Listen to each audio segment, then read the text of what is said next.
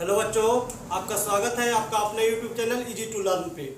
आज हम कक्षा 10वीं के लिए एक स्पेशल सेशन शुरू करने जा रहे हैं, जो सेशन है objective question answer practice session.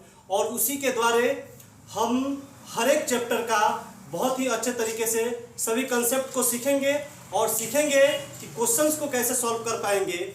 अब बोर्ड एग्जाम में जो 50% ऑब्जेक्टिव क्वेश्चंस आ रहे हैं वे हमारे मार्क्स लाने के लिए बहुत ही इम्पोर्टेंट है, और हम कोशिश करेंगे कि अपने समय के अंदर कैसे उन सभी ऑब्जेक्टिव क्वेश्चंस को कैसे सॉल्व कर पाएंगे और हमारे हर एक चैप्टर का कंसेप्ट कैसे बेहतर हो पाए। इसी के लिए हम एक सेशन लेके आ रहे हैं। आपको ये सेशन कैसा लग रहा है आप कमेंट करके ज़रूर बताएंगे, और अगर आपको ये सेशन अच्छा लगा तो हम इस तरह का session physics, chemistry, biology, history, geography सभी विषयों के लिए लेकर आएंगे। आप कमेंट करके जरूर बताएं कि आपको ये सेशन कैसा लगा। आज हम पढ़ने जा रहे हैं कक्षा 10वीं का गणित का पहला अध्याय वास्तविक संख्याओं के बारे में। वास्तविक संख्याएं जो होती हैं दो प्रकार की होती हैं। वास्तविक संख्याएं कितने प्रकार की होती हैं? दो प्रकार की। और दो प्रकार की जो संख्याएं हैं वे दोनों संख्याएं होती हैं, एक परिमेय संख्या और एक अपरिमेय संख्या। एक परिमेय संख्या और एक होता है अपरिमेय संख्या। तो हम जाने कि पहले वैसी कौन सी संख्याएं हैं जिन्हें परिमेय संख्या कहा जाएगा और वैसी कौन सी संख्याएं हैं जिन्हें अपरिमेय संख्या कहा जाएगा। तो परिमेय संख्या का डिफिनेशन से हम जानते भी हैं कि वैसी संख्या जिसे p/q के रूप में लिखा जा सके, वैसी संख्या जिसे p/q के रूप में लिखा जा सके उसे परिमेय संख्या कहते हैं। जहां p और q जो होना चाहिए सअभाज्य संख्या होना चाहिए। क्या होना चाहिए? सअभाज्य संख्या। सअभाज्य संख्या का मतलब होता है कि p और q के बीच में कोई कॉमन नंबर नहीं होना चाहिए, किसी दूसरे संख्या से p और q कटना नहीं चाहिए। और तीसरा कंडीशन होता है कि q का वैल्यू जो है 0 के बराबर नहीं होना चाहिए। तो ये तीन कंडीशन जो भी संख्याएं फुलफिल करती है उन संख्या को हम लोग क्या कहते हैं? परिमेय संख्या कहते हैं। तो एग्जाम्पल में हम देख सकते हैं कि कौन कौन सी संख्या परिमेय संख्या हो सकती है। तो 1/2 ये p/q के रूप में लिखा गया है। 1 और 2 के बीच में कोई कॉमन फैक्टर भी नहीं है, और q का जो वैल्यू है 2 है जो 0 के बराबर भी नहीं है। तो ये परिमेय संख्या के हर एक कंडीशन को फुलफिल कर रहा है, इसीलिए इसे हम क्या कहेंगे? परिमेय संख्या कहेंगे। फिर आप देख ले 5 लिखा हुआ है, तो आपको देखने से लग रहा होगा कि ये p/q के रूप में नहीं लिखा गया है, लेकिन हम इसके नीचे 1 दे देंगे तो ये p/q के रूप में हो गया।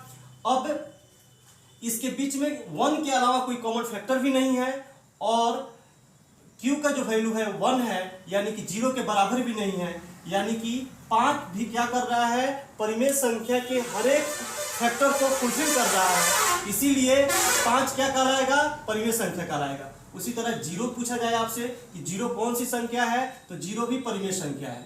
फिर आपसे पूछा जाए कि √49/25 कौन सी संख्या है, तो जितने भी परिपूर्ण वर्ग संख्याएं हैं, जितने भी परिपूर्ण वर्ग संख्याएं हैं उन सभी का अगर स्क्वायर रूट निकालिएगा आप तो वे निकल के आती हैं, पूर्ण संख्या हो जाती हैं वे। अब इसलिए जितने भी परिपूर्ण वर्ग संख्याएं हैं उनका वर्गमूल जो होता है परिमेय संख्या होता है। क्या होता है? परिमेय संख्या। जैसे 49 परिपूर्ण वर्ग संख्या है, 25 भी परिपूर्ण वर्ग संख्या है। अब आप सोचेंगे परिपूर्ण वर्ग संख्या किसे कहते हैं? तो वैसी संख्या जो किसी न किसी संख्या का वर्ग होता हो, वे सभी संख्याएं परिपूर्ण वर्ग संख्याएं कहलाती हैं। तो 49 7 का वर्ग है, 25 भी 5 का वर्ग है, यानी कि ये परिपूर्ण वर्ग संख्या है, और इनका वर्गमूल जो होगा वो क्या कहलाएगा?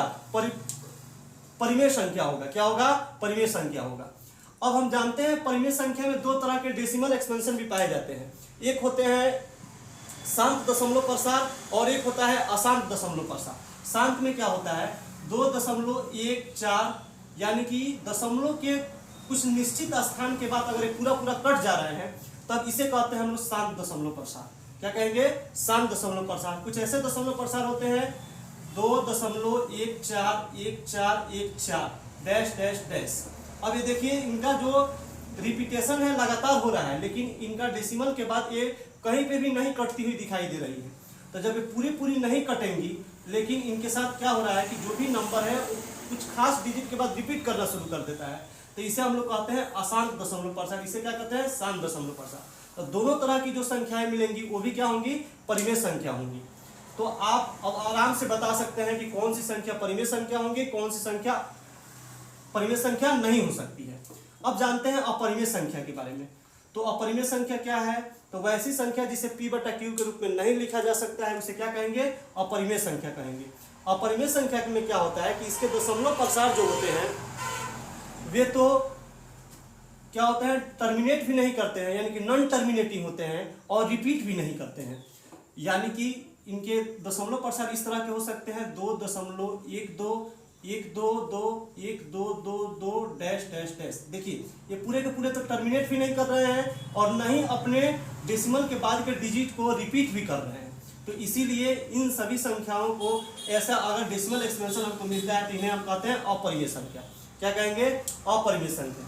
फिर आप देखिएगा जो अपरिपूर्ण वर्ग संख्या है, यानी कि नॉन परफेक्ट स्क्वायर जो नंबर होता है उसका वर्गमूल निकालिएगा तो वो भी क्या होता है? अपरिमेय संख्या होता है। जैसे 2 जो है इसका वर्गमूल नहीं निकलता है। अब 2 जो है क्या है? आपका अपरिपूर्ण वर्ग संख्या है, इस पे स्क्वायर रूट चढ़ा दीजिएगा, यानी कि √2 जो है अपरिमेय संख्या कहलाएगा। √3 परिपूर्ण वर्ग संख्या नहीं है, इस पे आप रूट चढ़ा दीजिए तो ये हो जाएगा अपरिमेय संख्या। तो कोई भी अपरिपूर्ण वर्ग संख्या है अगर उसका वर्गमूल पूछा जाए आपसे तो आप कहेंगे कि वो संख्या जो है वो क्या है? अपरिमेय संख्या है। ठीक है, तो आइए हम क्वेश्चंस के द्वारा सीखते हैं कि कैसे क्वेश्चंस हमें मिलेंगे और उनको कैसे सॉल्व कर पाएंगे। तो पहला क्वेश्चन है, निम्नलिखित में कौन परिमेय संख्या है? निम्नलिखित में कौन परिमेय संख्या है? ऑप्शन भी है आपके पास। पहला ऑप्शन है पाई, दूसरा ऑप्शन है √7, तीसरा ऑप्शन है सी √16/25 और चौथा ऑप्शन है 3√3/√2। तो इसमें परिमेय संख्या पूछा जा रहा है। क्या पूछा जा रहा है आपसे? परिमेय संख्या पूछा जा रहा है कि कौन इसमें से परिमेय संख्या। तो पहला जो है पाई के बारे में हम जानते हैं। पाई जो होता है वो वृत्त का परिधि और व्यास का अनुपात होता है। आगे क्लास में जब हम मेंसुरेशन पढ़ेंगे तो उसमें सीखेंगे कि पाई क्या है। तो वृत्त के परिधि और व्यास का जो अनुपात होता है उसे हम लोग क्या कहते हैं? पाई कहते हैं। पाई के मान का गणना किए थे हमारे ही देश और हमारे ही राज्य बिहार के जो बहुत बड़े गणितज्ञ थे आर्यभट्ट। इन्होंने पाई का वैल्यू निकाला था और पाई का वैल्यू इन्होंने निकाला था 3.14 डैश डैश डैश। ये 200 अंक तक, डेसिमल के 200 अंक तक वैल्यू निकाले थे, लेकिन ये नहीं तो कहीं टर्मिनेट किया और नहीं क्या किया? रिपीट किया। तो इसीलिए पाई जो होता है उसे अपरिमेय संख्या कहा जाता है। पाई को क्या कहते हैं हम लोग? अपरिमेय संख्या। लेकिन पाई का हम लोग वैल्यू जब मेंसुरेशन बनाते हैं तो उस समय वैल्यू लेते हैं 22/7। तो ये 22/7 जो होता है ये जो होता है 3.142857 और फिर ये रिपीट करना शुरू कर देता है। तो ये जो वैल्यू है ये रिपीट करना शुरू कर देता है। इसी कारण से इस वैल्यू को हम लोग परिमेय संख्या कहते हैं। तो 22/7 क्या होता है? परिमेय संख्या होता है, जबकि पाई क्या होता है? अपरिमेय संख्या होता है। तो पहले क्वेश्चन में आपसे पूछा गया है निम्नलिखित में कौन परिमेय संख्या? तो आप जान गए पाई क्या है? अपरिमेय संख्या है। 7 क्या है? किसी संख्या का वर्गमूल नहीं हो सकता है 7, यानी कि अपरिपूर्ण वर्ग संख्या है, तो इसका वर्गमूल भी क्या होगा? अपरिमेय संख्या होगा। अब देखें 16 क्या है? तो किसी संख्या का वर्ग है। 25 भी किसी संख्या का वर्ग है, तो ये परिपूर्ण वर्ग संख्या है और इसका वर्गमूल क्या हो जाएगा? परिमेय संख्या हो जाएगा। तो आपका आंसर क्या हो गया? Option C answer number option सही है। √16/25 क्या होगा? परिमेय संख्या होगा। आप चौथा ऑप्शन भी चेक कर सकते हैं। ये रूट के अंदर क्या है? 3 है। 3 क्या है? परिपूर्ण वर्ग संख्या नहीं है, इसी के कारण से इसका वर्गमूल जो हो जाएगा वो अपरिमेय संख्या हो जाएगा। तो पाई भी अपरिमेय संख्या, √7 भी अपरिमेय संख्या और डी वाला ऑप्शन भी अपरिमेय संख्या। तो आपका सही आंसर हो जाएगा ऑप्शन सी। आइए अब दूसरा क्वेश्चन देखते हैं। दूसरा क्वेश्चन है 7 + 3√2 है। ऑप्शन नंबर 1 है परिमेय संख्या, ऑप्शन बी है अपरिमेय संख्या, ऑप्शन सी है भिन्न संख्या, ऑप्शन डी है पूर्णांक संख्या। तो यहाँ पे देख रहे हैं आपका क्वेश्चन है 7 + 3√2। तो 7 क्या है? परिमेय संख्या है। 3 भी क्या है? परिमेय संख्या है, लेकिन √2 जो है अपरिमेय संख्या है। √2 क्या है? अपरिमेय संख्या। तो अपरिमेय संख्या के साथ परिमेय संख्या को गुणा करेंगे तो इसका गुणनफल भी अपरिमेय हो जाएगा और अपरिमेय के साथ परिमेय संख्या जोड़ेंगे तो इसका योगफल भी अपरिमेय हो जाएगा। यानी कि 7 + 3 रूट जो 2 आएगा वो क्या आएगा, अपरिमेय संख्या आएगा। क्या आएगा, अपरिमेय संख्या आएगा। अगला क्वेश्चन देखते हैं, निम्नलिखित में कौन परिमेय संख्या है। अगला क्वेश्चन पूछा जा रहा है कि निम्नलिखित में कौन परिमेय संख्या है। तो हम देखेंगे 5 क्या है, तो ये परिपूर्ण वर्ग संख्या नहीं है। किसी भी संख्या का स्क्वायर 5 नहीं होता है, यानी कि ये परिपूर्ण वर्ग संख्या नहीं है और इसका वर्गमूल जो होगा वो अपरिमेय संख्या हो जाएगा। क्या हो जाएगा, अपरिमेय संख्या। √3 भी क्या हो जाएगा, अपरिमेय संख्या। 4 - √5, तो देखिए ये अपरिमेय संख्या है और इसमें से परिमेय संख्या में से अपरिमेय संख्या घटाइएगा तो उसका रिजल्ट भी क्या आता है, अपरिमेय संख्या आता है। यहाँ पे देखिए 3/5 है, 3/5 क्या है, परिमेय संख्या हो जाएगा। 3 क्या हो जाएगा, 5 परिमेय संख्या हो जाएगा। तो 3 का ऑप्शन नंबर आपका कौन सा सही है, डी ऑप्शन सही है। अगला क्वेश्चन देखते हैं, बहुत ही अच्छा क्वेश्चन है। 3 + √3 × 3 - √3 एक परिमेय संख्या है। आपसे क्वेश्चन पूछा जा रहा है 3 + √3 × 3 - √3 बताना है कि कौन सी संख्या है, परिमेय संख्या है कि नहीं। ऑप्शन 1 है हाँ, अगर परिमेय संख्या है तो ऑप्शन ए सही होगा। ऑप्शन बी कह रहा है नहीं, अगर परिमेय संख्या नहीं है तो ये ऑप्शन सही होगा।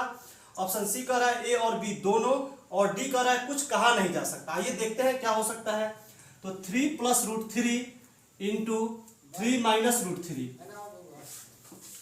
तो आप देखेंगे यहाँ पे a + b × a - b, ये क्या है, a का स्क्वायर माइनस b का स्क्वायर। तो ये फॉर्मूला पे है आपके a + b × a - b, तो इसका फॉर्मूला हम लिख सकते हैं a² - b²। तो 3 का स्क्वायर 9 हो जाएगा, माइनस रूट का स्क्वायर करेंगे तो रूट स्क्वायर को कैंसिल आउट करेगा, बचेगा 3। 9 में से 3 घटा देंगे तो कितना आ जाएगा, 6। अब बताइए 6 जो है इस पे कोई स्क्वायर रूट नहीं है, तो 6 क्या है, परिमेय संख्या है। तो यहाँ पे भी बोला जा रहा है कि क्या ये वाला जो संख्या है परिमेय संख्या है, तो हम देख रहे हैं कि ये परिमेय संख्या है, इसीलिए इसका ऑप्शन नंबर ए सही होगा। कहेंगे कि हाँ ये एक परिमेय संख्या है। आइए अगला क्वेश्चन देखते हैं। अगला क्वेश्चन भी बहुत ही इंपॉर्टेंट है। पूछा जा रहा है 2 तथा 2.5 के बीच की अपरिमेय संख्या कौन है। तो 2 और 2.5 के बीच का अपरिमेय संख्या बताना है। तो देखिए हमको एक रेंज बता दिया गया कि आपको इसी के बीच बताना है, 2 और 2.5 का। अब आप देखेंगे √11 का वैल्यू, यानी कि √11 जो है ना वो √9 और √16 के बीच में आएगा। बोलिए बात सही है, √11 जो है √9 और √16 के बीच में आएगा, यानी कि √9 का वैल्यू 3 होगा और √16 का वैल्यू क्या होगा, 4 होगा। अब इसका √11 का जो वैल्यू है, ये बात तो साबित होता है कि 3 से ज्यादा होगा और 4 से कम होगा, जबकि हमारे क्वेश्चन में क्या कहा जा रहा है, 2 से ज्यादा होना चाहिए और 2.5 से कम होना चाहिए। तो ये इसका मिनिमम वैल्यू ही 3 से ज्यादा है, यानी कि पहला ऑप्शन तो हो ही नहीं सकता। √5 देखते हैं, √5 का जो वैल्यू है वो किसके किसके बीच में आ जाएगा। तो कौन कौन सा परफेक्ट स्क्वायर का नंबर है, तो √4 के बीच में आएगा और √9 के बीच में आएगा। तो √4 का वैल्यू देखिए कितना आता है, 2 आता है, और √9 का वैल्यू कितना आता है, 3 आता है। तो आप 2 और 3 के बीच में √5 का वैल्यू होगा। आप यहाँ भी देख रहे हैं 2 और 2.5 के बीच का वैल्यू पूछा जा रहा है, यानी कि आपका एक संभावना है कि √5 आपके 2 और 2.5 के बीच का अपरिमेय संख्या हो सकता है। और ऑप्शन भी चेक कर लेते हैं, 22.5 लिखा हुआ है, 22.5 √22.5। तो √22.5 जो है ये किसके किसके बीच में है, तो √16 और √25 के बीच में है। तो √16 और √25 का जो वैल्यू आएगा वो 4 होगा और 5 होगा, यानी कि इसका वैल्यू जो होगा 4 से ज्यादा होगा और 5 से कम होगा। मिनिमम वैल्यू 4 होगा, जबकि इसका मैक्सिमम वैल्यू 2.5 है, यानी कि ये भी ऑप्शन नहीं हो सकता है।